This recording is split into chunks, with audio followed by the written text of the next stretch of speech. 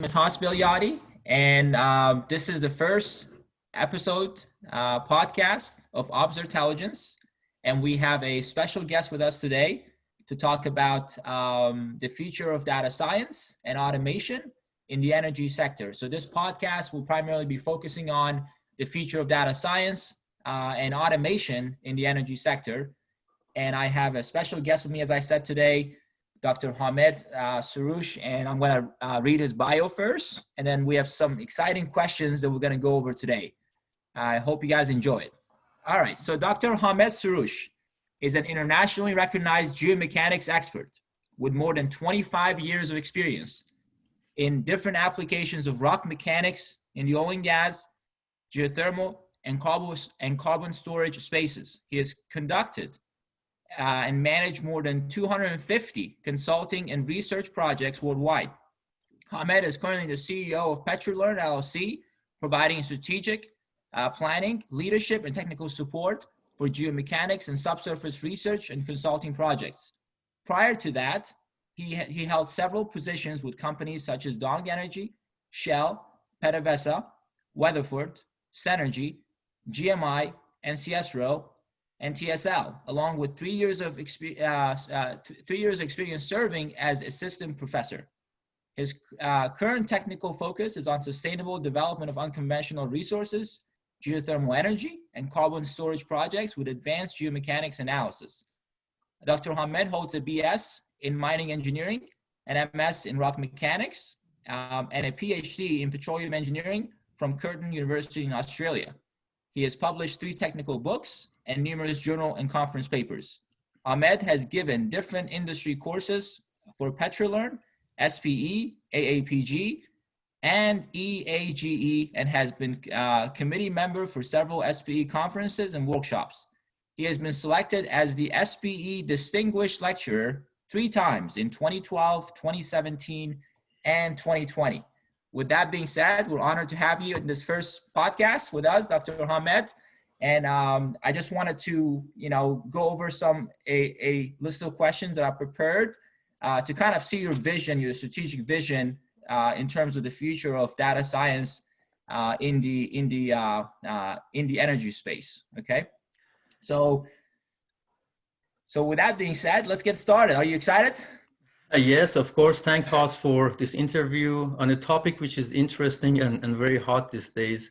So I hope we can shed some light on many gray areas and concerns exist on this topic. So yeah, I'm ready for it. Let's go. All right, let's do it. So the first question that I have is, what is your overall vision for the data science field within different industries first? And then we'll focus on the energy and the oil and gas industry. Sure, very nice, Flo. So you probably have heard this famous quote that data is the new oil. And I truly believe on this because data is really, really valuable, but if collected and refined completely and accurately, exactly like oil. So by increasing the volume of data acquired by human being, and of course, advancing data acquisition technologies, in different industries, not just oil and gas, the importance of sciences that basically help us to QC, classify, manage, process, analyze data in order to basically extract the maximum meaningful information from them is more pronounced, especially those data with complex, multi-dimensional, non-homogeneous nature, where deterministic methods typically fall short. So yes, I believe in near future, every and each human must be to some extent skilled in using data science to be able to function in their job or even their daily life.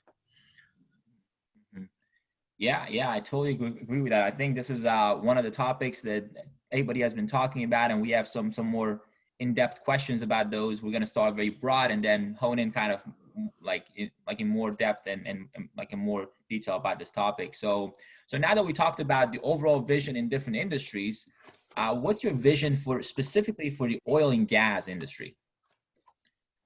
Okay, so there are tremendous amount of data in the oil and gas industry generated by different tools, sensors, etc.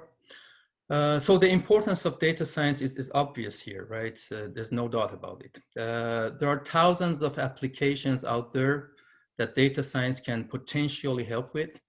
However, there are a lot of expertise going into this data in different domains to make them meaningful, right? This makes it almost impossible for pure data scientists with no domain expertise to achieve any meaningful results, is what I believe. Mm-hmm. And I've been personally involved in peer reviewing some of the results developed by these pure data scientists, which were actually very discouraging. I've also seen domain experts using very basic data science tools to solve complex problems that we are facing, and it's also as discouraging. Mm-hmm. So mm-hmm. Let me give you a simple example. You might agree or disagree with me, but artificial intelligence, machine learning, these are all tools. And I always simply compare them with screwdrivers, right? Might be funny, but I usually use this in my courses. So you give a screwdriver to a car mechanics, he fixes your car, right?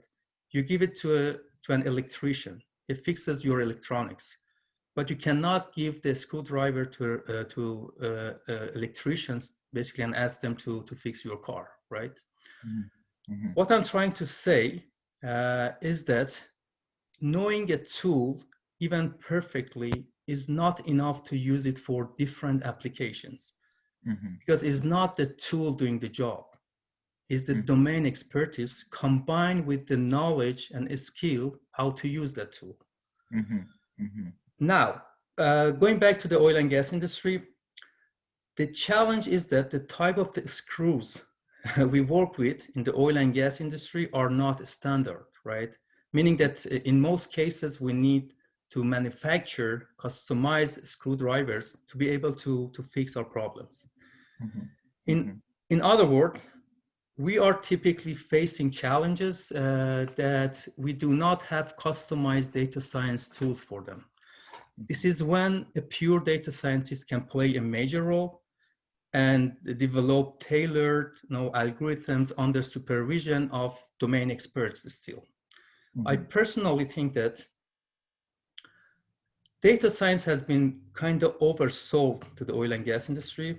Some data scientists are generating meaningless results, causing the industry to slowly lose its trust on these tools. On the other side, many oil and gas people are taking some basic online courses, get certificate in Python, and oversell themselves as data scientists, and then try to apply basic algorithms to solve basically all type of problems in the oil and gas industry. So you see, there is currently a big human resources issue that prevents taking full benefit of data science capabilities in improving decision making and analysis of complex data sets in oil and gas industry. I strongly believe that a combination of pure data scientists and domain experts with knowledge of data science is the best choice to reliably and effectively apply these tools to the oil and gas industry problems. And is exactly what we are doing at Petrolern right now. We are putting subsurface experts with good knowledge of artificial intelligence in the same room with data scientists that basically probably don't know anything about our domains. They're from computer science or electrical engineering background. But these people can sit together and identify use cases, right? Identify challenges and architect customized solution for them. This is why we have been very successful actually in providing practical and sensible solution to several subsurface challenges that our clients were facing. I see. Yeah, I would have to totally actually agree with you on this. I think, like as you alluded to, we're kind of lacking, like when like a lot of companies hire like pure data scientists without any domain expertise in that field, and then they ask them, they kind of challenge them with solving complex problems, and then the result is pretty bad, and then they kind of come back and say, oh well, is really machine learning working or not? Well, I think the question is not about whether machine learning is useful or not. It's just the the question of what kind of domain experts you combine with the data, with statistician to come up with a result. So Exactly. that's You a know, major problem, I think. exactly, Hoss.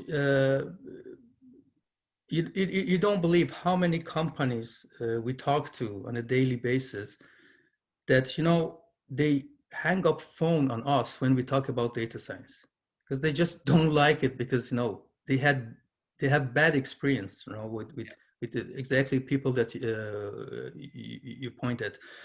It is a risk to the oil and gas industry because a lot of companies, they're losing their trust on the capability and value that data science can bring to their operations. Yeah, yeah. And I always, tell people that, before you start, talking about how great this project is going to be, I always recommend do a pilot project. Yeah. I call it nail it and then scale it. Nail the concept, Good point. prove the concept first. Then once the concept is proven, then you can go and scale the project. I think a lot of people just want to scale the project from day one. It doesn't work that way. There are systematic steps that you got to take before you scale a project from 0 to 10. So I think it's very important, as you alluded to first nail the concept, prove the concept, talk about the value proposition. Like a lot of people also I think forget to talk about the value proposition. What is the value of this project? For example, you say, well, if I do this, it's going to cause this much automation, I can save this much money for the company. People don't talk about value proposition. They say, oh, this is great, you can predict it and this and that, but then what's the value proposition, and how much does it cost the company to develop such a machine learning project to apply? So I think it's very important to really be realistic and set those expectations from day one to kind of almost eliminate over expectation of a project. Exactly, and it's exactly what I call it, overselling, right? Yeah. So I didn't mean that data science doesn't have value, but it means that is oversold, and a lot of people try to solve problems that doesn't really require data science. Now there are simple problems that we solve them on a daily basis with the methods that we have. So the reason is that they cannot identify the value proposition exactly as you said. So there's a good thing about domain expert. They know what are the problems. They can identify the challenge that can be addressed by data science. Sure. Okay. So with that being said, let's move on to the next question. So I know you guys have been working on, multiple funding projects that you guys have received from DOE, Department of Energy. And I guess my question is, can you elaborate a little bit on a high level, like about these projects and what you guys are working on now? Yes, sure. Actually, most of the R&D projects that we are conducting, regardless if it is Department of Energy funded or internally funded or by industry, they are heavily involved with advanced data science and analytics. One of our major projects aims at enabling real-time subsurface monitoring and decision-making using data compression and physics-based, artificial intelligence. This technology, after commercialization, has the potential to completely change how oil and gas fields are operated in future. It's all about getting quick access to the data, quick processing, and getting the result, getting the monitoring, basically subsurface image and monitoring results as soon as possible, getting alerts from sensors and data that we are receiving about any risks which is associated with subsurface basically operations, including EOR, including production from oil and gas. And specifically, this project has been basically defined to address subsurface monitoring of carbon storage sites. So we are also developing algorithms that can predict operational risks, such as lost circulation during drilling, frac screen out, frac hit during stimulation, several minutes ahead of their occurrence. So we have enough time to either mitigate it, prevent it, or kind of deal with them. These technologies have potential to substantially improve safety on site while saving millions of dollars for the operators for each operation, actually. We have also developed a combined signal processing and machine learning. It's actually one of our strengths. We use signal processing, we use machine learning, and we have integrated it in these two set of tools to basically do a lot of optimization and processing on oil and gas data.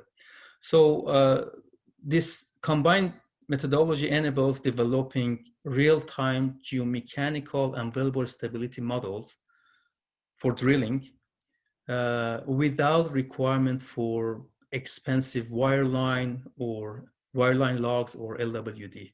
So there are several intervals that we don't really have logs to develop geomechanical models. There are sections like in the reservoir, geomechanics usually require more expensive type of logging, like dipole logs. Sonic logs are really important for geomechanics, and companies don't really want to spend that much money for geomechanics. So this is the value proposition of this work, that we do geomechanical modeling without logs. This technology has gained a lot of interest and in the industry, and will drastically improve drilling operations and keep them on time and budget. I mean, the drilling operations. Yeah. No, these sound really exciting projects you guys are working on. So are you guys at a kind of early stage, or are you guys kind of at a final stage of these projects? Depends. Actually, our predictive codings are very close to be commercialized. The subsurface monitoring is a huge project, and we are in the phase 2 of DOE funding. So probably we are 1 year away of having the product ready for market. And our geomechanical, basically, geomechanical analysis using, without logs is kind of ready. We probably start advertising them in a few months from now, or early next year when we do some field testing on them. Okay. So yeah, so they're in different stage of development. Yeah. I'm looking forward to see what you guys have in the store. Thank you. That'll be exciting. Okay, now I'm gonna make a quick twist here and go to a slightly different topic and talk about the data science field. Do you think is it crowded? Do you see a lot of opportunities in the next few years, regardless of the hype like that we see? What are your general thoughts about that? Yeah, it's actually a very good question, and it brings up one of the challenges that I think data science will face in future. Let's stay focused on the oil and gas industry, right? As I already mentioned, I believe the industry is currently crowded. That's true, but it's crowded with certificate holders with minimum knowledge of data science. It's not crowded, but with really skilled and experienced data scientists. People who are only looking for attractive titles change their titles accordingly and try to sell themselves to the industry. I call them title hunters. And there are a bunch of them out there. And I remember like 10 years ago, a lot of these people were holding, title as geomechanics specialists, because geomechanics was very attractive. There was a lot of job out there. And as soon as, data science became attractive, they changed the title to data scientists, right? Okay. This group of people will not survive in the industry for long. And very soon, we will feel the shortage actually in resources who can efficiently apply data science to the oil and gas industry. We will soon be in need for properly trained data scientists who can interact well with subject matter experts from geoscience and engineering So yes, the data science field is currently crowded, but with disqualified people, unfortunately. That's a very interesting point. So you're saying even though it's currently crowded, there are a lot of disqualified people, and as a result, actually there's a lot of opportunities for people that are actually qualified and Exactly. understand the problem very well, which is a very interesting like observation that you have. Okay, because a lot of people are getting discouraged by I'm looking at LinkedIn, searching for data science and find thousands of people in the industry. So they might get the point that, okay, it's not a field with opportunity for us. No, it is. If you really want to master yourself in the domain that you're working on and in data science, there are a lot of opportunities out there. I got you. Okay. Wow. That's a very interesting answer. Okay. That's good. And then the next question is, I think you've probably touched on this earlier.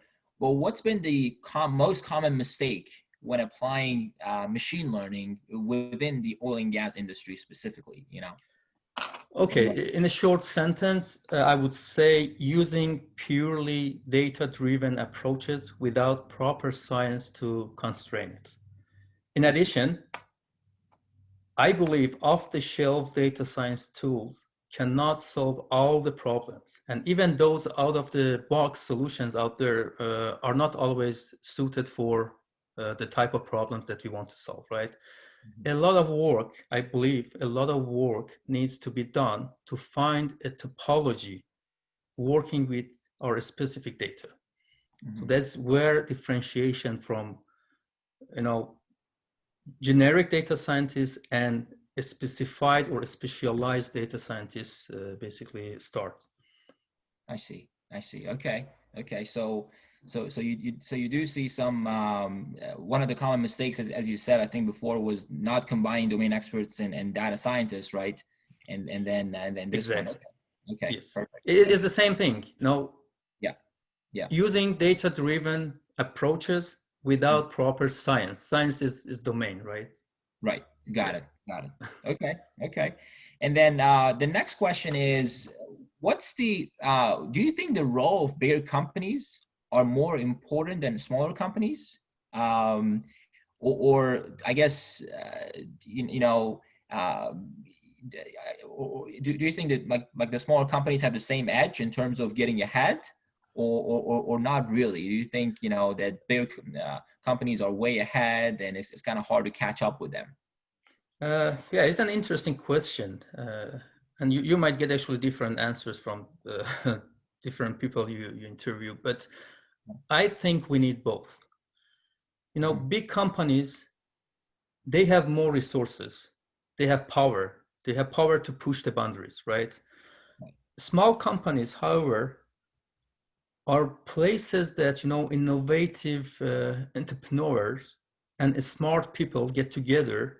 So they are more focused on the applications and making sure that data science tools basically are widely used in all industries and all type of applications. For example, at Petrolern, we are very focused on the subsurface monitoring applications, right? Specifically for carbon storage, as I mentioned.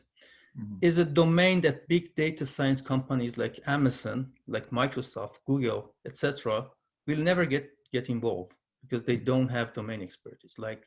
Now, another company is really focusing on applying data science to geochemistry, to chemical engineering, right? To environmental science, right? Big companies cannot cover basically all type of applications, all domains, but small companies, because the number of them are 100 times more than big companies, they can cover different applications and domains, I believe. I see. That's very interesting point. So they can cover, some specific topics that bigger companies are usually not honing in on. Exactly. I know companies, they're just focused on a very small field, which is very important, but basically many people even don't see that challenge, right? And the whole company is just trying to solve that problem. Is very interesting, And I don't think if big companies can really cover these specific fields to provide solution to. I see. I see. Now that's very interesting observation. Okay. Okay. And then since we talked about some of the big companies like Amazon and Microsoft, what are your thoughts on cloud computing and edge computing and their Mhm. significance in the oil and gas industry? Yeah, it's actually very relevant to our activities at Petrolern. And right now there are a lot of focus on the cloud computing, as you know, Hmm. which is, I mean, quite helpful. However, to enable real-time decision making, uh, now is very important in oil and gas application because we are dealing with risk and we want to identify and mitigate this risk in real time before it's too late. And in other fields, I mean, I think it is as important. For real-time decision making, edge computing will become increasingly important. Hmm. Is the focus of our real-time subsurface monitoring project right now to do majority of the data cleaning at the edge to save time on processing, right? We have also developed a novel data compression technology that compress the data at the sensor location to make the data collection, transmission, and processing as quick as possible. Hmm. So yeah, cloud computing is good, but I think to close the basically data decision making loop, right? Hmm. Hmm. To Hmm. close this loop, we need to do majority of the computation, the processing at the edge to make the process as fast as possible. The I see. more data processing at the edge, the quicker we can complete our analysis and make decision. I see. Now that's a very good point, and I think I fully agree with you. I think in the next few years, you're going to see a lot of real-time machine learning applications, and to apply these models real time, you need the edge computing, to apply it real Exactly. time.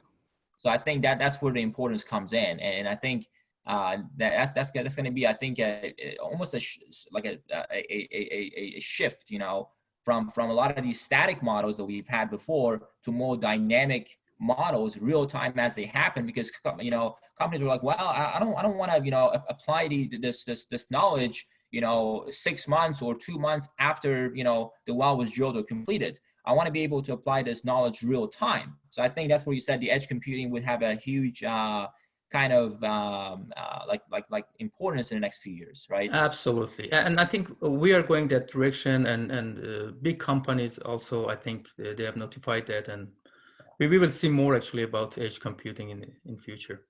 Okay, no, that's great. That's great. Okay, and then so with that, we're talking about the cloud computing and the edge computing.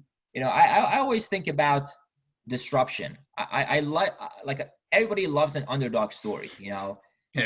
Who's going to come out and disrupt some of these technologies, such as the business model of Amazon, the business model of Microsoft, the AWS and the Azure. So do you think there's going to be a major disruption to the business models of some of the major companies that have invested so much capital, so much money, in let's just say in AWS and Azure and so on and so forth? Uh, okay, so AWS, Azure, they have a wide diversity of applications and they're extremely innovative. Mhm. So they have many strong IoT infrastructures as well, right? Uh, I think, I mean, it's really hard for companies or people to basically uh, either question the direction they are going or their technologies or comment on anything or predict actually what they would do. But I think the answer to your question is what I already gave you in the previous question. They will need a strong edge component to be added to their services if they want to stay being successful. It is my opinion, I see. and for the same reason that I explained in the last question. I see. I see. That's a very good point. Okay. Okay. And then I guess for someone, interested in the field and they really want to get started, what kind of advice do you have for, fresh college graduates, or people that really want to get into it? They feel very excited about the opportunity and very fascinated by this whole hype that we see within the data science field. As somebody who has a lot of experience in this field and who has done worked on like multiple projects with different companies and uh, and different employees. What are your thoughts? What kind of advice do you have for fresh college graduates, or even somebody who just wants to get started on that? Uh, do you mean if they want to work in the data science field or Correct. If overall? they want to Yes. work in the data science field, yeah. Okay. I think I have two main recommendations for them. And typically, I mean, when the students ask me, I mean, for advice, I typically give them these two basically advice. Number one, master yourself in data science by getting plenty of practical training and internships beyond the coursework. Mm-hmm. Mm-hmm. It doesn't matter how many certificates you have. Honestly, if somebody wants to be hired up in my company and they put on the table 10 certificate, I won't hire them. Right. Because I don't like people who are certificate oriented. It doesn't mean anything. Having a certificate doesn't mean you have the knowledge. Right. Try to master yourself, right? Read about it. Mm-hmm. Exercise. And hard work is the key. Mm-hmm. Also, on-job training by an experienced mentor is always the way to start a career, right? Mm-hmm. So I always tell people, attending 2-3 days course or even 2 weeks or 3 weeks course is not enough to go back to your computer and start doing the job, right? You still need to get on-job training, because there's another story. When you get close to operations, to practical applications, you might actually end up with different approaches than those you learn in courses and stuff, right? Number two, do not trust algorithms, specifically if you're working in data science. There are a lot of domain expertise going into the analysis. Learn about the domain you are working in, regardless of how good you are with data science approaches. Mm-hmm. Mm-hmm. And I noticed that because we are continuously hiring like data science people. I told you we want to mix them with our domain expert to basically leverage our capability. Mm-hmm. People in data science, right? They actually don't have that much interest to work in domains that they don't feel comfortable. It's out of their comfort zone. They prefer to work with Google. They prefer to work with Amazon. Mm-hmm. It's really hard to attract them to the fields which they're not comfortable with. But if they really want to work for oil and gas industry, they need to read books and at least get the basic information about the oil and gas. It really helps them to leverage, their skills working in our domains. Yeah, no, very good points. Very good points, and I totally agree with you. I think just going beyond the coursework, online training is really the key. And a lot of times, what I tell people is, like, instead of just going right into just using Python or R or whatever programming language that you use, first, read some books on the fundamentals and learn the fundamentals of the different, like, algorithms prior to just going in and just blindly applying, the scikit-learn library or different, like libraries, just to apply to a problem, because then you have a good handle on what is happening behind the scene. But I think, Exactly. yeah, That's a but I good think point. very well taken. Yeah. Okay. Yeah. And then at the end, do you have any final thoughts for the first episode, and that you'd like to share with us? I think we covered several aspects of the topic, data science. Maybe I can just repeat some of my main points. Yeah, sure. Number one, data science approaches should be science informed, meaning that the result must make scientific sense, right? Mm-hmm. Domain should be there, right? Mm-hmm. People need to understand the data before applying data science. That's important. Again, domain expertise goes to that. Not all the data can be modeled using off-the-shelf methods. Topology of the models could be game changer, to be honest. And the last point, be respectful to the community. If you are not a real data scientist, if you are not a real domain expert, stay away from it. Don't claim things that you are not able or you don't have skills to do. That's my last point. Yeah, 100%. I mean, you're welcome to learn and study and really get up to speed. But, if you haven't really done any projects, don't claim that you're the expert, and so on and so forth, right? So, Exactly. yeah. Yeah. Yeah, I great hope we point. get to the point that everybody is skilled enough in the Yeah, field of their work that they don't really need to change the title to get job, right? We right. need to just master ourselves in what we are going to do. And it needs, the key to success, I believe, is passionate about what we do, hard work, hard work, hard work. Yeah, couldn't agree more. Thank you very much. Appreciate the time. Thanks everybody for listening. This was again the first episode podcast of Obsertelligence, which focuses on data science and automation in the energy space. Please like and share the video if you liked it. Subscribe to the channel on YouTube and our LinkedIn pages. Again, Dr. Hamed Soroush, I really appreciate your time today.